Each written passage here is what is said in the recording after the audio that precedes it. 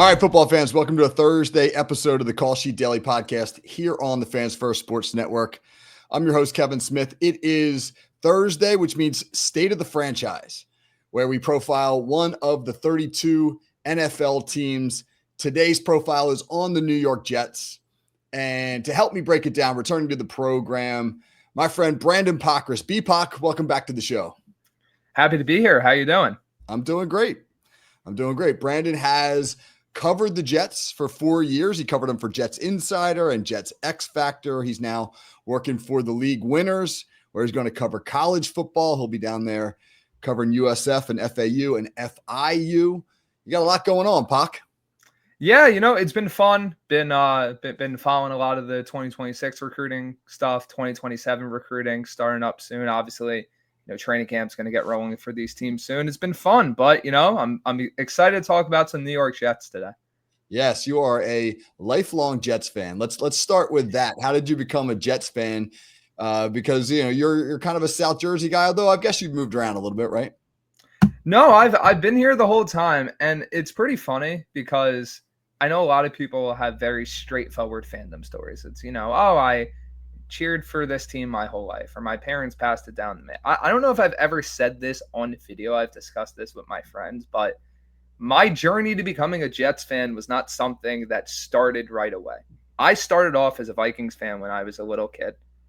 Sometimes when you're a kid, you're attached to a certain color. I love the color purple, but I also love the Randy Moss and Dante Culpepper. Dante Culpepper, forever and always, him and Dan Marino, my two favorite quarterbacks growing up.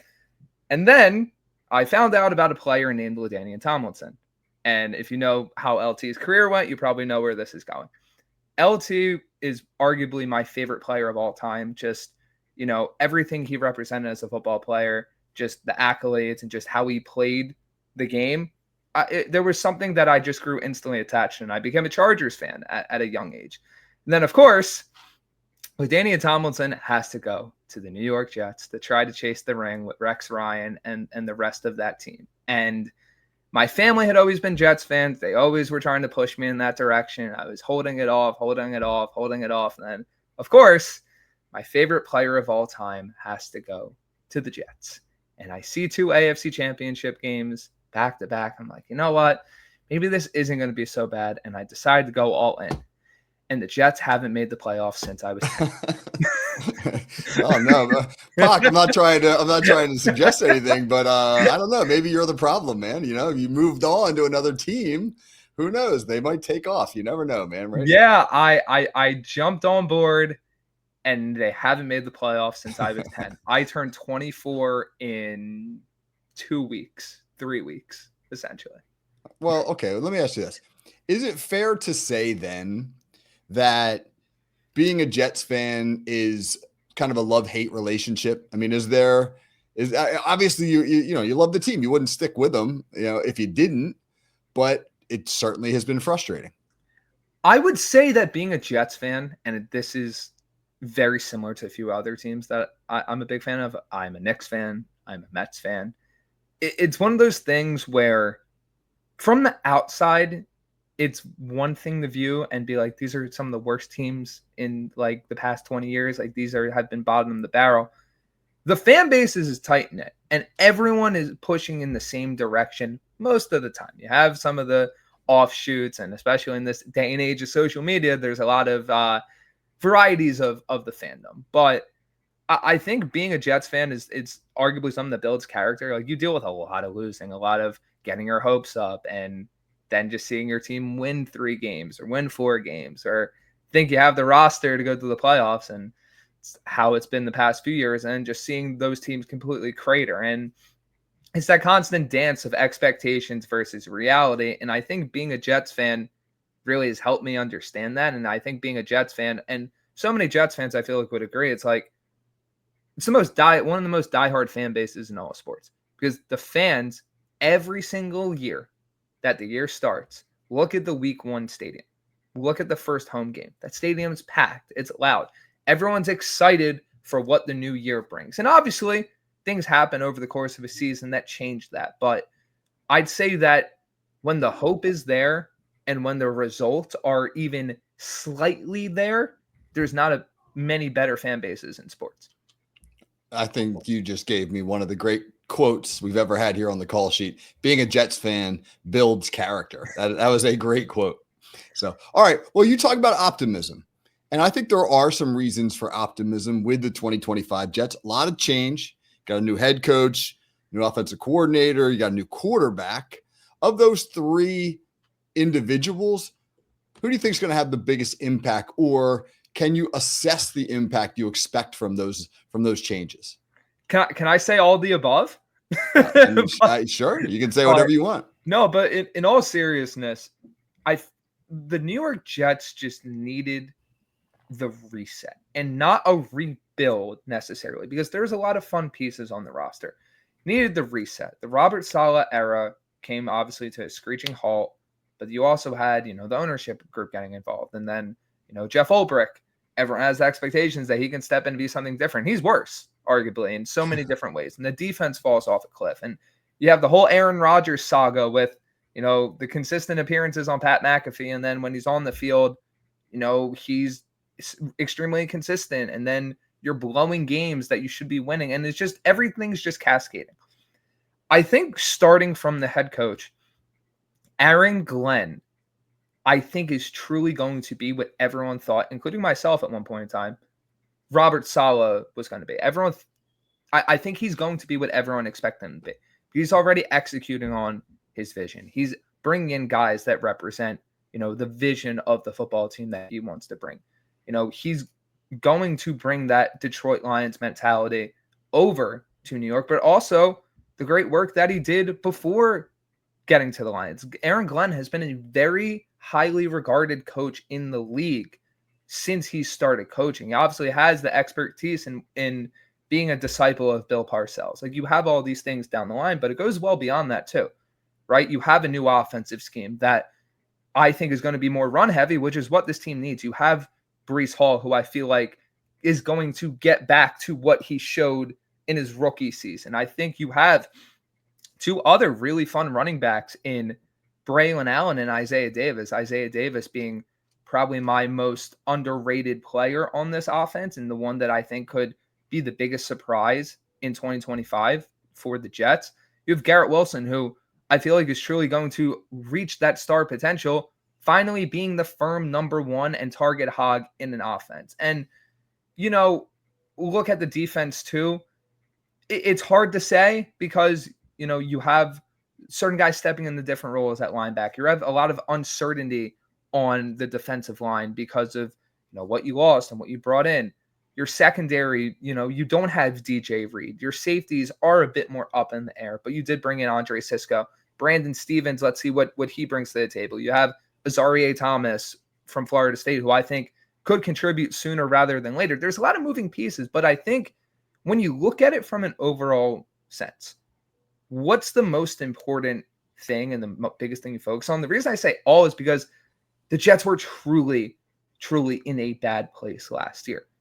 And I think that through additions, whether it is, Armand Membu or Mason Taylor in the draft, or some of the young guys that you're signing in free agency, or the coaching that you're bringing in, all kind of meshes together. You could just see a higher floor breed better results, period. And that's not getting into what if a Justin Fields takes a leap. That's not getting into what if, some of the guys that you signed in a year where it looks like it's truly going to be an eval year for a lot of these younger one-year deal players. What if one of them takes a leap and you get a run stopper on your defensive line that you might not think you have yet? Like, so many of these things come into play, and obviously on-field results and training camp are going to be what dictates this. But I think when you look at this year compared to last year, everything's just in a better place culturally from the get-go. And I think that's going to pay the biggest dividends. It's really everything overall. I think that the way that you characterized it is really apropos in terms of the way the head coaching situation was last year. Robert Saleh, I'm not defending him, but he was brought in as a first year as a young head coach, and then paired with Aaron Rodgers, who was a demanding veteran who was used to things being a certain way. And that was oil and water. And I I don't know if Rodgers sabotaged Saleh, but they certainly didn't coexist well.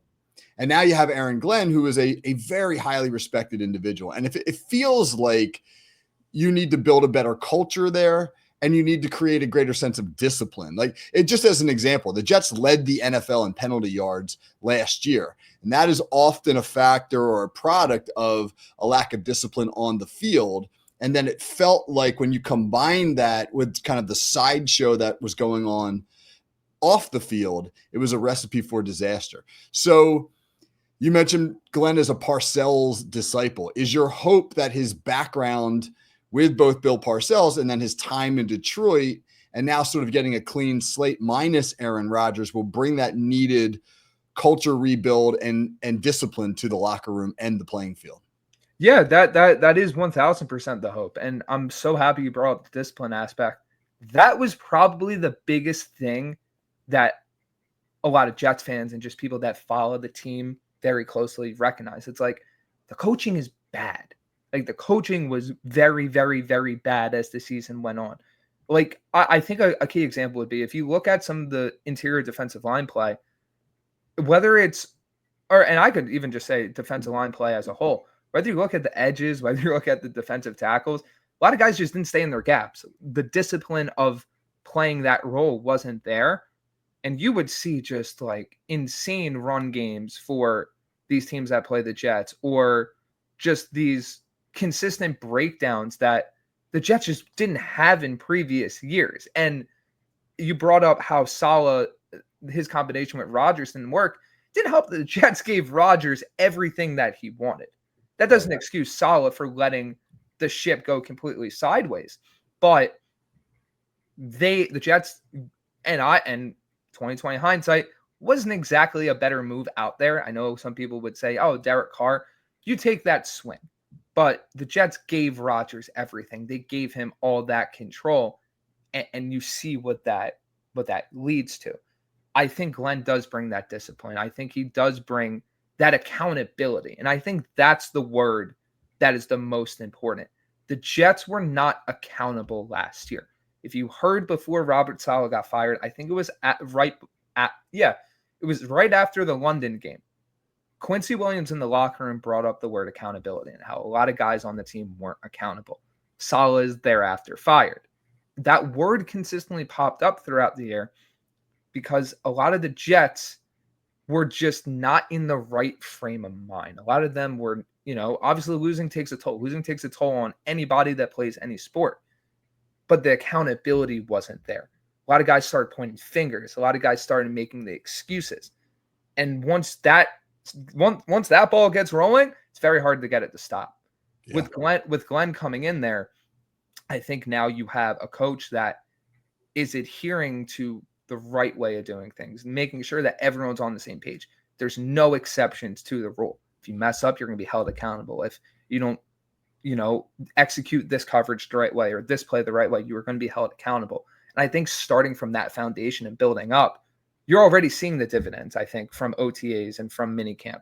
You're seeing that the Jets players are responding in the right way. They are happy that they have a coach in this form, in this mold. And I think you're going to see that continue throughout the summer. What do you think of the Justin Fields signing? Interesting. I'm a Steelers fan. We've kind of traded quarterbacks. You get Fields, Steelers get Rodgers. Fields did some good things in Pittsburgh last year in his 6 starts, but he was, I don't know if you could say benched or replaced. It probably wasn't benched because it wasn't like he was playing bad football, but Russell Wilson got healthy after an early injury. And then Mike Tomlin believed that Russell Wilson could unlock some things in the offense that Justin Fields could not, which essentially suggests that Fields is still a quarterback who needs development. What are your expectations for him? And the Jets were 24th in points per game last year, about 19.9 a game. Do you think that this is an offense that is built to be a little more successful in that regard? I do. And I think the interesting thing when it comes to Fields is it was a very unique situation in Pittsburgh last year because throughout the whole summer, Tomlin was adamant that he had 2 guys he felt comfortable starting. And like you said, you saw that play out. The Steelers get off to this great start. And yet Tomlin pulls the plug on Fields because he feels that his other guy that he feels is capable of starting, and Russell Wilson, can make his offense better. I think the Jets are a much different situation because contrary to popular belief, even if you look at the stat line, Aaron Rodgers was not good last year. His surroundings, the way that offense operated, how the downfield pass game would just completely evaporate at times. Really, Rodgers was just replacement level, if that. So I think Fields coming in, there's not this comparison to, this great legacy of Jets quarterbacks over the past few years. You had the end of Darnold, you had Zach Wilson, which was a disaster, all the backups, and then you had Aaron Rodgers, which you had the highs and lows of. I also think that there is something to say of the contract that Fields signed. The Jets went out and gave him that money. I think there's a sense of job security there for this season. I think for the first time in, let's say 2 years, maybe 3 years, Fields isn't going to be looking over his shoulder necessarily. He's not going to be worried about making every little mistake that, the Jets are going to yank me, I'm going to get benched for this. I think he finally, after a few years of being on tumultuous ground, uneven ground, is going to be able to progress. He's going to be able to work through some of his issues. Now, I'm not saying that, because he has this contract, Justin Fields is going to be a top 15 quarterback in the NFL. I do think we could see a few minor steps in his progression ability and his ability to work within the offense. I think we could see, him actually feel comfortable in a situation where he doesn't feel that he's going to get immediately benched right off the bat if he has a bad game. And I also think that coming from Detroit, coming from a system that uses a lot of play action and uses the run game heavily, he's going to be in a position to succeed because they're not going to make Justin Fields win games right off the bat. I think they're going to allow him to be a cog of the offense instead of the guy that's going to have to win the Jets games right off the bat. Now, as the season progresses, you're a quarterback in the National Football League. You're going to have to win your team a game or two. And I think Fields has the overall upside to do so. I just think that the Jets are going to ease him into that. Yeah. He's got the run game. It all, for me, falls on what you expect him to do, because the good for him in Pittsburgh last year was when they got him out of the pocket, when they got the ball out of his hand quickly. The bad was when they asked him to sit in the pocket and go through his progressions. If you can get him to advance his game from that perspective, then he might actually take that leap. So, okay, new head coach, new quarterback, optimism that this team will be culturally better than they were a year ago. What's a realistic expectation for this Jets football team? I've been hammering this home to a lot of people I've talked to about this. 7 to 9 wins. I think that's the range. Now, if you want to go on the downside and say maybe it's a 5-6 and maybe at the highest they get to 10 wins, okay, I'll give you that. But I think this is truly, in a lot of ways, an evaluation year for Aaron Glenn and the Jets and this new regime. Am I saying it's a punt year? No, I don't think they're punting this year. But look at the way they approach free agency. Outside of a few signings, a lot of one-year deals, it's a lot of guys that are younger. I mean, this is going to be one of the younger rosters in the NFL at a lot of different positions, whether it's offensive line or defensive line or linebacker or the secondary. You're really going to see a lot of evaluations for guys that were signed and guys that were building blocks from previous regimes. And I think this coaching staff and organization is going to be like, okay, who are we going to keep here long term? Who is going to be the core foundation of the New York Jets as we head into next year, when we have more cap space and we have more ability to maneuver and more ability to build the roster we want? Then heading into 28, as they try to build this actual contender in New York, I think you're going to see that on both sides of the ball, whether it's defense, like I mentioned, or whether it's offense. Breece Hall is essentially an expiring deal. What do you get out of him? Do you see enough to franchise tag him or possibly give him a shorter term extension? Or is he a guy that, if the Jets fall out of contention, maybe try to move him at the trade deadline for an asset, right? what do your wide receivers outside of Garrett Wilson look like? Can you get anything out of Malachi Corley? Can you get anything out of some of your younger guys? Do any of these veterans have enough left in the gas tank? Obviously, we talked about Fields. What does he bring to the table? Does he do enough to cement himself for next year? Or now are you dipping into what is potentially, and this is a whole different conversation that we will see play out throughout this college football season, a potentially much better draft class at the quarterback position, right? I think that's what Glenn and this coaching staff and this organization as a whole is going to be looking at. Lots of evaluations for this roster. And I think the Jets have the talent to win 7, 8, 9 games. But what does the execution look like? What do these schemes look like? How are the in-game adjustments? How do they deal with adversity? A lot of things that we haven't seen from this new team and this new coaching staff. And until we see those play out, it's hard to really say what the true ceiling is or the true floor. But I keep falling to 7 and not anywhere in between 7 and 9 because it's just I think the Jets have too much talent to win 3 games, win 4 games. If that it's a fair point that you go into this and you say we're going to be competitive, but also do our evaluations to really try to set us up a year from now where maybe now we can start thinking about a playoff run, et cetera. I think the goal should be the first year of the Campbell Lions regime, just without them losing 15 games. Yeah. All right, Pac, I'm going to get you out of here on this one, right? I asked this of all my guests on Thursdays because I'm curious as to the answer, and I've gotten some very entertaining answers to this question. Who, as a Jets fan, is the rival or the opponent that you loathe? Like you just can't stand this team. I think I know who you're going to say, but I'm curious. So it's not Buffalo. Because Buffalo for a while was on that same level with the Jets where they were both struggling and now Buffalo's on the rise. And it's kind of that New England Patriots situation, which I will also say I don't think it's the rival because the Jets and the Patriots were never really that close. And it always felt like a one-sided rivalry. Like the Jets always despised the Patriots. And I'm not a fan of the New England Patriots. I never will be.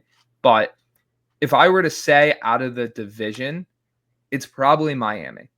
Just feels like Miami has like the most, there's always that bad blood. You always want to beat the Dolphins. You always want to just basically like stick the fork in them when you have the chance, right? Buffalo, there's been times, but I don't think Jets and Buffalo fans really have that animosity. I could argue that New England and Jets fans have it, but is that a true rivalry? I don't know. I think Jets Dolphins is the easy answer for me. Interesting. Now I thought you were going to say New England. The proximity, the geography, and some of the back and forth between the teams over Parcells and Belichick and quarterbacks, et cetera. And I forget sometimes that Miami's in the East simply because when we think East, in my mind anyway, I think Northeast, and then I go, that's right, the Dolphins. I forget about the Dolphins. Yeah, so. I just think that, it's more about like what these matchups have been. The Jets and Dolphins have always been usually at the same level. The Patriots just stomped out the Jets. Like I hate to say it as a Jets fan, the Patriots stomped out the Jets for a better part of a decade. It's hard to say, oh, that's our main rival when it's just been that lopsided. Yeah. Well, Pac, I appreciate you coming on. Really good conversation, excellent insight into the Jets. And, best of luck at the league winners as you go down and cover some college football. That's going to be exciting. Yeah, can't wait. And thank you so much for having me on. Absolutely. All right, that's our State of the Franchise Thursday episode. Join me tomorrow. It's our Friday Hot Route conversation. Conversations about sports and life with Pez from Pez's Picks. Going to have a couple of different topics. One of the questions we will address is this. This is an interesting one. Can you be a successful coach if you worry about people liking you? That'll be one of the points that we get to in our Hot Route conversation tomorrow. So for Brandyn Pokrass, this is Kevin Smith. Have a great day, everybody. We'll catch you tomorrow.